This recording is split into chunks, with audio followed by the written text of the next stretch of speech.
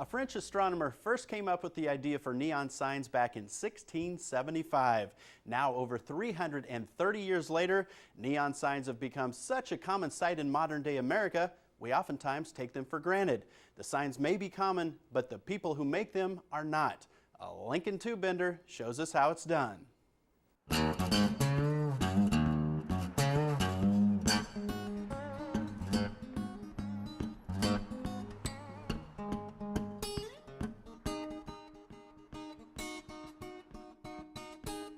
There's nothing like it. They've tried to duplicate it. They've come up with things that are kind of like it, but it just isn't quite there. Kevin Potter has been making recognizable neon signs around Lincoln for over 2 decades. I guess I've always enjoyed creating things. And while the creative process keeps him going, the aspect he really enjoys is being part of such a special group. I think the thing I like most about the neon is the uniqueness, because there aren't a lot of us around doing it. That's, I guess, the thing that's always kind of tripped my trigger with it, more or less. And once I've got it hot enough, I'll bend it and then line it up on my pattern.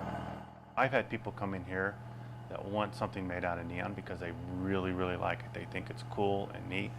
Other people are really enamored with the 50s when it was real popular, and so it, evokes that type of thing with it. It's different things to different people. Neon will never be dead. It will just change its shape, so to speak.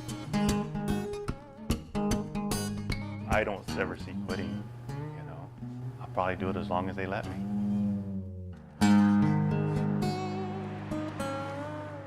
LED signs are replacing neon in a lot of places these days, but Kevin Potter says there will always be a place for the beauty of neon. Well, if you'd like to share your story with the 1011 audience, please feel free to pass it on to me. I look forward to hearing from you.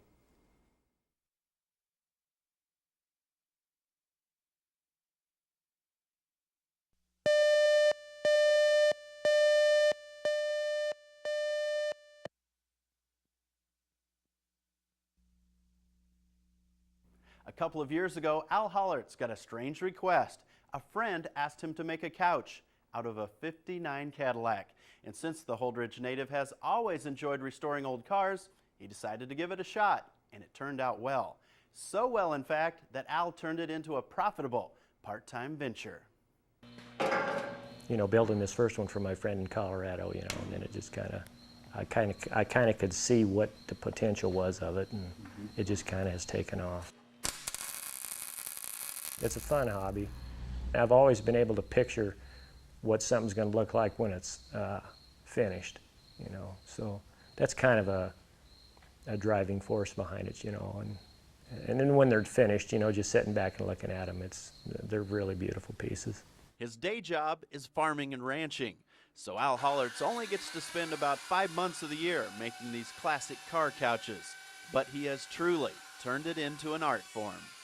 Everything is fit together to the bumpers, everything has to fit like it was an automobile, and then it's basically just framed up, and once the couch is all framed and squared, it's cleaned.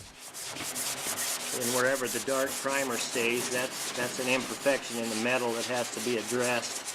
Al enjoys transforming all kinds of old cars into classic couches, but his specialty is late 50s Chevys, especially now with the 50-year anniversaries coming up. The interest in the 55, 6, 7, and 8 Chevrolet it's been there for a number of years, and it seems to be getting stronger. Al's about the same age as many of the cars he works on, so he's not ready to give up on the farm work just yet. But he does admit there's satisfaction in knowing that there's not too many of them around the country that do this. So eventually, Al may spend a lot less time in the field and a lot more time in the shop.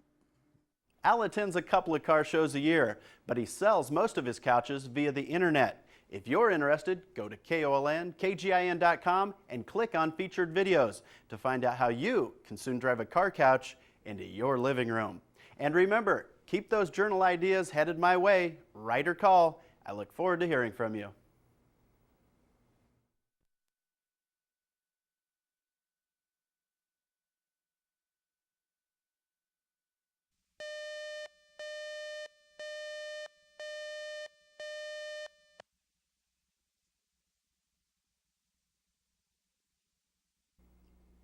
Do you have what it takes to be a no-coast derby girl? Well, it's definitely not for the faint of heart, and if you don't like exchanging elbows, you probably need not apply. These strong-minded, able-bodied women from Lincoln like to get out on the track, and they don't mind mixing it up. All right, let's go.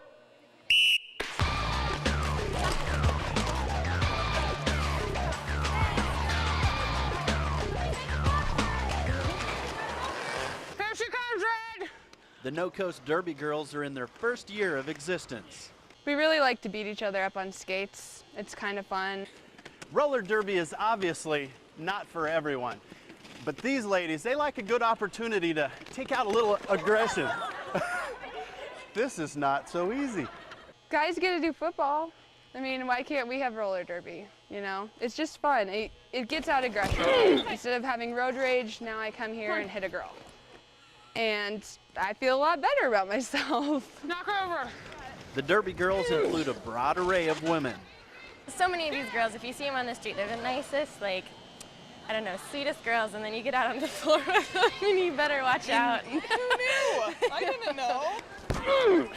I grew up with a lot of kids in my family, and so there's like that layer of competition that really likes to come out. I know, I'm finding I'm very competitive. I had no idea. In the stands, it's a different crowd every time. I see suits, I see bikers, and they're sitting next to each other cheering for teams. It brings people together. People should come out to see roller derby because it's athletic, it's aggressive, it's hard-hitting, fast-paced action with chicks on roller skates, so you can't beat that. This Friday night, the two Lincoln squads will meet in the Capital City Clash. The Mary Kay Mafia and Gangrene will do battle at 7:30 at the Pershing Center. And don't forget, keep those journal ideas headed my way. Write or call. I look forward to hearing from you.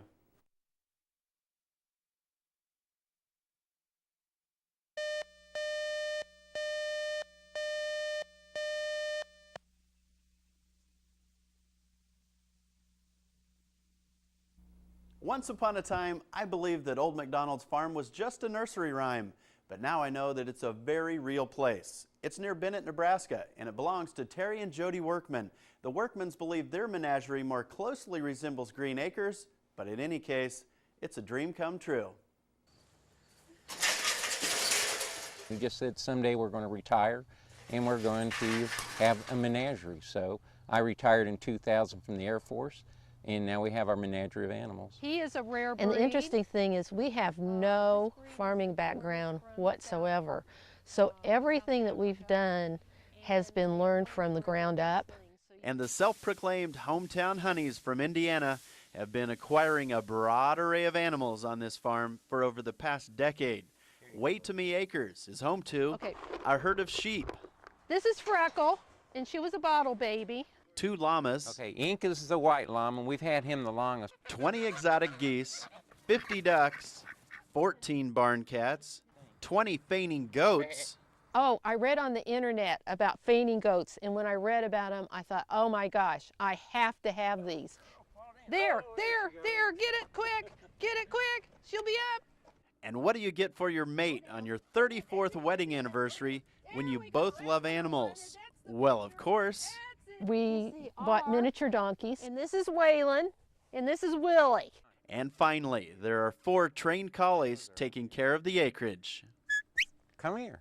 When I train a dog or I have a dog working with me, it's an interesting feeling that you don't get with anything else. It's a teamwork kind of a thing, so it's just a lot of fun. For all that we have done in life, if we knew that we were going to end up here, we could not be luckier. So we really feel like we have found heaven in Nebraska. Although Terry has fully retired from the Air Force, his wife says he still needs to work at UNL, primarily to support their animal habit, including the Purina bill. And don't forget, keep those journal ideas headed my way. Write or call. I look forward to hearing from you.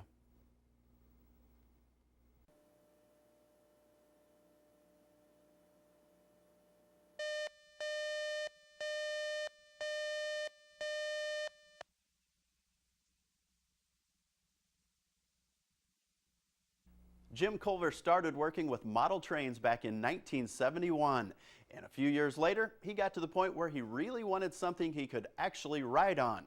So in '75, he got his first 1-inch scale locomotive. He's now the president of the Chippewa Northwestern Railway Company, which makes its home at the Seward County Historical Society in Goehner. They may look like toys, but rest assured, they're real. They're actual coal-fired locomotives. They burn coal, boil water, carry about 100 pounds of pressure, can pull 500 to 600 to 1,000 pounds. They work just like the full-size counterparts. They chuff right down the tracks. All aboard! One may think that over 3 decades worth of soot and steam blowing in your face could diminish your passion for this hobby, but Jim Culver still loves it. Every time. It does not diminish. And the reason these trains have kept his fire stoked all these years? I think it's hands-on. You sit on it, you make it go. It isn't where you stand back and use a handheld throttle or something. You actually get on it and make it go. And it responds to how you fire it, how you run it. Jim derives a lot of his enjoyment from introducing new people to his hobby. I feel like I was riding on a real train. Jim also answers a lot of questions from inquisitive young riders. Is the coal hot? And what'd he tell you? Yes. There's more than 1,800 feet of track at their site in Goehner. There are 12 locomotives, 70 freight cars, and a dozen riding cars. Angela Dietl loves traveling around on these trains, and she says the reason visitors should hop on board is because people will enjoy it. Well, if you'd like to enjoy it for yourself, head to Goehner this Sunday. Jim and his gang will be offering free rides from 1:30 to 4:30, and then on each Sunday the rest of October. And make sure you keep sharing your story ideas. Write or call. I look forward to hearing from you.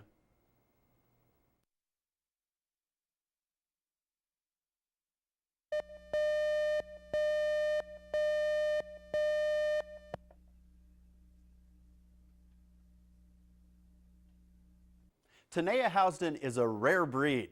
The 16-year-old has always been the kind of person who finishes what she starts. But kicking her way onto the high school football team was a pretty big mountain to climb. She's endured her fair share of criticism, but she continues to win over her teammates with both her kicking abilities and her great team attitude. A-M-H-E-R-S-T,